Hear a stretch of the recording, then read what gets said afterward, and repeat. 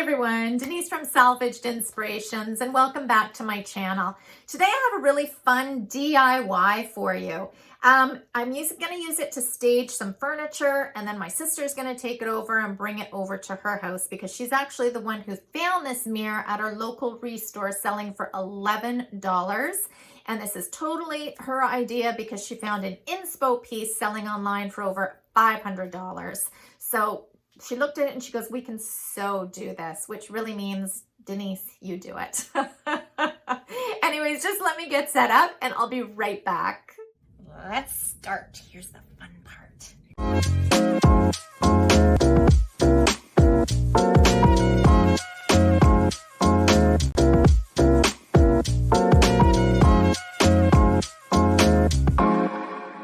A few months back, my sister found this Bombay company mirror at our local restore. It was selling for $11. She really liked the size of it, and she wanted me to replicate it to look like a rope mirror that she saw online. She told me that this Bed Bath & Beyond rope mirror was selling for upwards of $500, which is a side note I did not believe until she actually showed it to me online. But I thought, okay, great project, challenge on. I started by removing the faux baseball stitching on this mirror frame.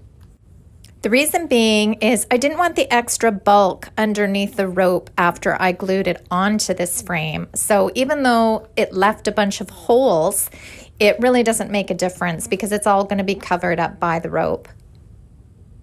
The faux stitching was made from suede, so it left a bunch of little suede residue pieces on the mirror. So I just took a brush and cleaned that off. And then I went ahead and used this chocolate paint color by Dixie Belle, and I painted the entire frame. Now, this mirror frame is made up of fabric, suede, because it still has the suede piping on it. And I originally thought metal, but I think it's just some sort of heavy-duty plastic that is the base of this. But this chalk paint can easily cover all three, no problem. So I went ahead and brushed on one coat and waited for it to dry 100%. I also wanted to mention that I was not concerned about painting on the actual mirror, and I have a tool that cleans it up really nicely, which I'll share later in this video. So while I waited for the paint to dry, I bundled up my little Gidgee and we went for a little walk. It's super cold out, so all we can do is go around the block so she can do her business, but a little fresh air does us good. Once the paint was totally dry, I cleaned up the mirror before proceeding to attach the rope to the frame. In the past, whenever I worked on mirror projects, I always took the mirror right out of the frame. But a huge time saver is just to paint and not really worry about if a little bit of the paint gets onto the mirror, because this tool that I'm using right here is a mini razor scraper, or you can call it a glass scraper. And what it does is it removes the paint on glass really easily and effortlessly. I picked up this tool from Home Depot for under $10. I'll link to something similar in the description below. Usually you can get them for between $5 and $10, and they come with blade replacements. And it's an excellent tool to have on hand when refinishing furniture with mirrors or any sort of mirror projects. So now for the fun part, applying the sisal rope onto the mirror frame.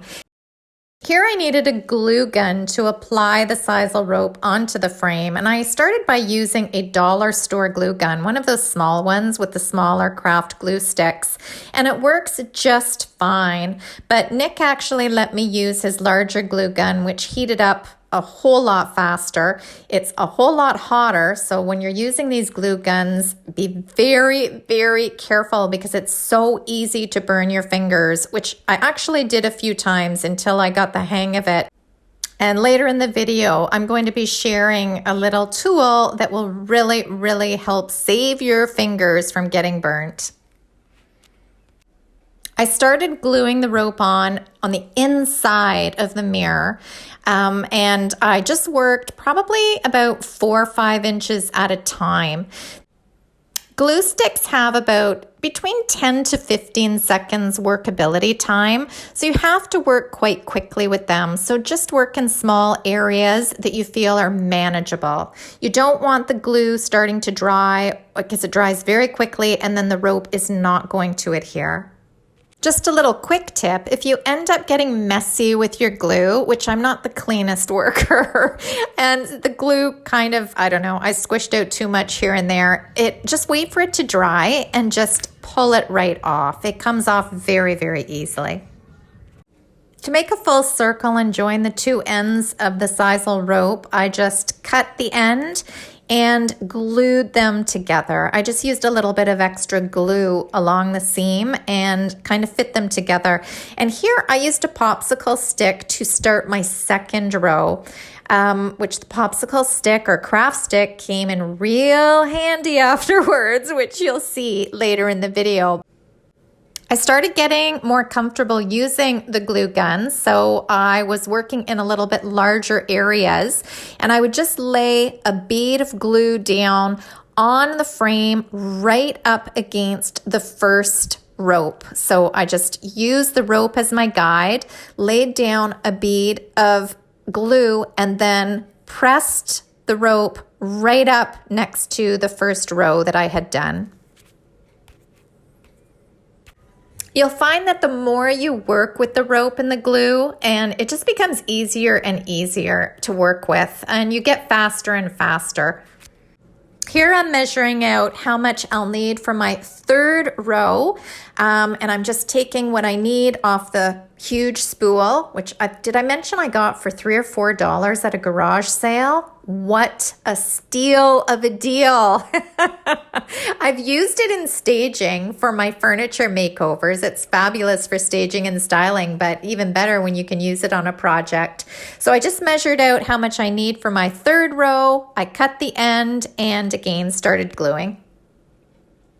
And third time's a charm. I figured out how not to burn my fingers using this craft stick to actually push down the sisal rope into the hot glue worked like a charm.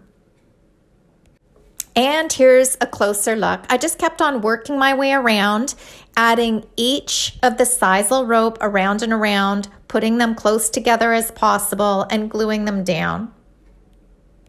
So about halfway through, I thought, okay, why am I cutting each row when I have this huge spool of rope and I can just keep working it around and then not have any seams? So halfway through, I became a pro, guys. This went really, really quickly.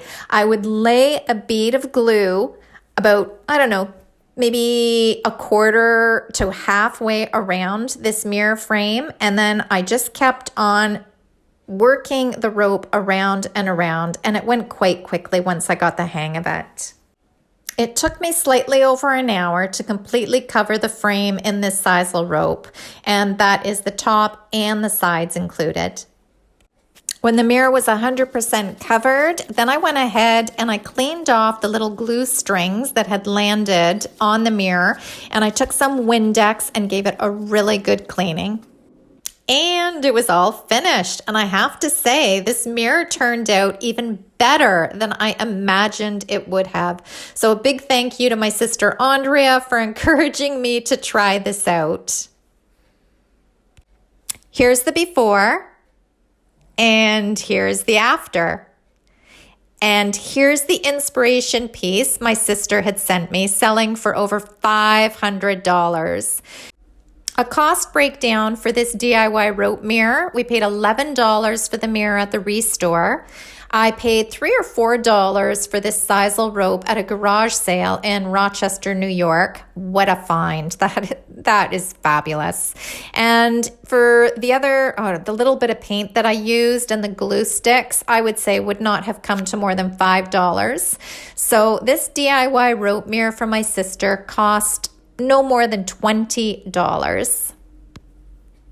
I have to say, I just love the way it looks, and I hope you do too. I can't wait to hear what you think down in the comments. So I hope you enjoyed this DIY mirror makeover. I think it turned out phenomenal, and I can't wait to share it with my sister and see what she thinks, because you guys are seeing it before she even does. I'm sure she's gonna love it. Anyways, thank you so much for being here with me today. Feel free to follow me on any of my socials. Be sure to subscribe before you leave today and hit that bell so you get the notifications.